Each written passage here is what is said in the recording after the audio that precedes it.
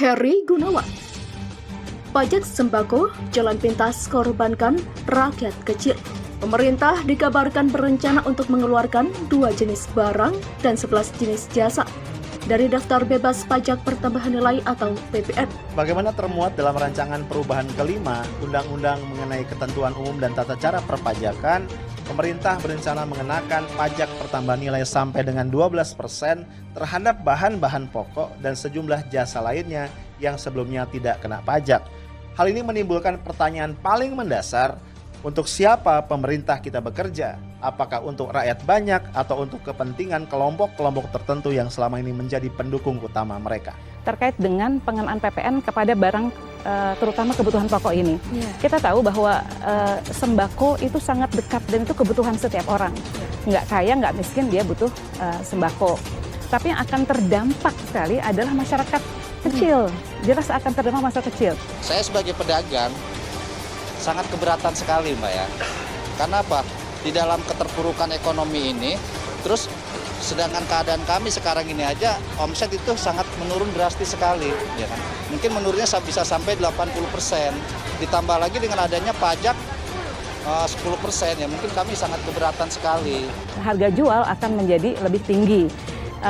Dan kalau harga lebih tinggi tentu saja ini akan memberatkan dan akan menghantam daya beli. Betul. Nah, ketika menghantam daya beli, berarti kan masyarakat akan mengurangi konsumsinya.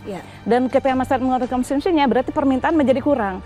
Itu akan menggelisahkan dunia industri juga, gitu. Kondisi pedagang cukup sulit. Pandemi ini membuat daya beli masyarakat turun drastis.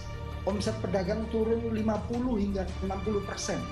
Nah, kalau dibebani PPN lagi, ya objek pajak lagi sembako, maka ini akan menyulitkan kami.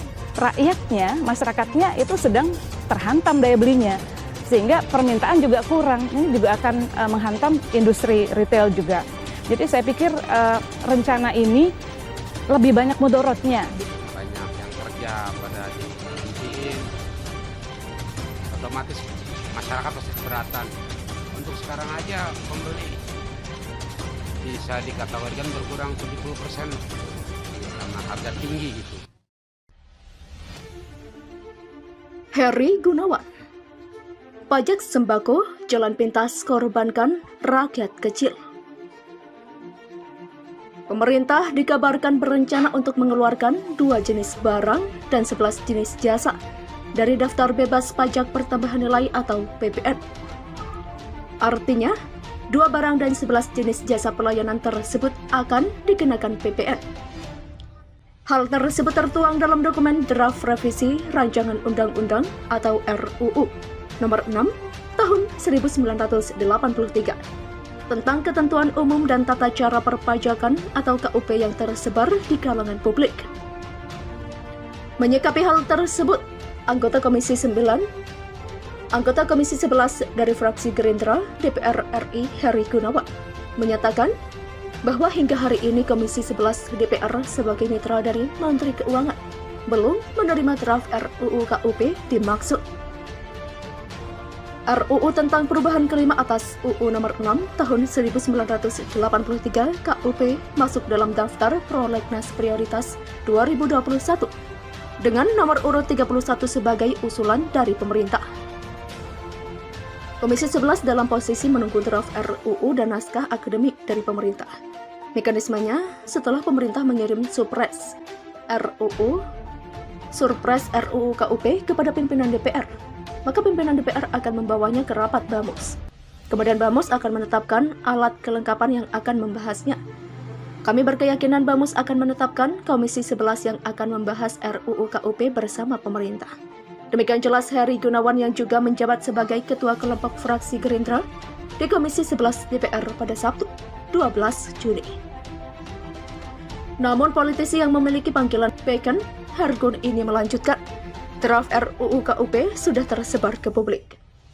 Hal ini perlu disikapi secara bijak oleh pemerintah agar menjelaskan secara komprehensif tentang kedudukan draft tersebut. Sikap menghindari yang saat ini ditunjukkan oleh pemerintah dikhawatirkan akan makin menyulut gelombang protes yang makin liar. Toh, dokumen tersebut masih sifatnya draft yang harus dibahas dan mendapatkan persetujuan dari DPR. Selama belum mendapat persetujuan DPR, draft tersebut belum memiliki kekuatan hukum yang mengikat.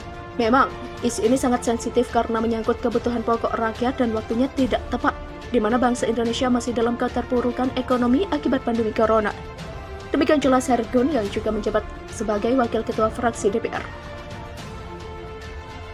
Infonya, dalam draft yang tersebar di masyarakat pada pasal 1 angka 10 pasal 44E RUU KUP, mengeluarkan 2 jenis barang dan 11 jenis jasa dari daftar bebas pajak pertambahan nilai atau PPN.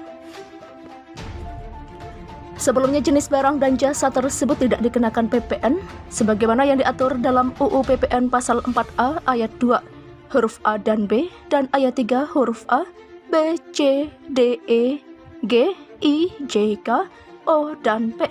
2 jenis barang yang dihapus sebagaimana yang termaktub dalam UU PPN pasal 4A ayat 2 adalah A. Barang hasil pertambangan atau hasil pengeboran yang diambil langsung dari sumbernya, dan B. Barang kebutuhan pokok yang sangat dibutuhkan oleh rakyat banyak. Dalam draft RUU KUP tersebut, pemerintah juga memutuskan untuk menghapus 11 jenis jasa layanan yang sebelumnya dikecualikan atas pemungutan PPN. Salah satunya adalah jasa pendidikan atau sekolah. Selain pengenaan pajak sembako dan jasa pendidikan, isu krusial lainnya dalam RUU KUP adalah soal teks amnesti jilid 2 di mana katanya dalam RUU tersebut dijelaskan bahwa waktu pengungkapan harta mulai 1 Juli 2021 sampai dengan tanggal 31 Desember 2021. Sekarang sudah memasuki pertengahan bulan Juni 2021. Kami di Komisi 11 belum tahu draftnya apalagi menjadwalkan untuk membahas RUU KUP. Sehingga bisa disimpulkan draft RUU KUP yang tersebar ke publik tersebut patut dipertanyakan kebenarannya. Demikian ujar Hergun. Lebih lanjut, Hergun menjelaskan sejatinya masalah perpajakan di negeri ini sangat memprihatinkan. Setidaknya sudah 12 tahun realisasi pajak meleset dari target yang ditetapkan atau shortfall pajak. Kami memaklumi pemerintah dihadapkan pada pilihan sulit, karena untuk pembiayaan APBN 2021 atau 2022 tidak bisa terus-terusan mengandalkan utang. Rasio utang makin mendekati batas yang ditetapkan UU. Belum ada kebijakan yang final untuk dikeluarkan dan diimplementasikan ke masyarakat. Tidak mungkin pemerintah melakukan polis perpajakan tanpa didiskusikan dengan DPR. Namun, hendaknya upaya meningkatkan penerimaan pajak tetap harus memperhatikan kepentingan rakyat kecil. Demikian tegasnya. Sekali lagi kami tegaskan, Komisi 11 menunggu draft resmi RUU KUP agar kami dapat melihat secara keseluruhan apakah fondasinya harus seperti ini. Siapakah di dalam perpajakan yang harus bersama-sama disebut prinsip gotong royong? Siapa yang pantas untuk dipajaki secara lengkap berdasarkan sektor dan pelaku ekonomi? Kami siap membahasnya dengan pemerintah untuk mencari solusi perbaikan penerimaan pajak tanpa harus mengorbankan kepentingan rakyat kecil. Demikian ucap Hergun melanjutkan.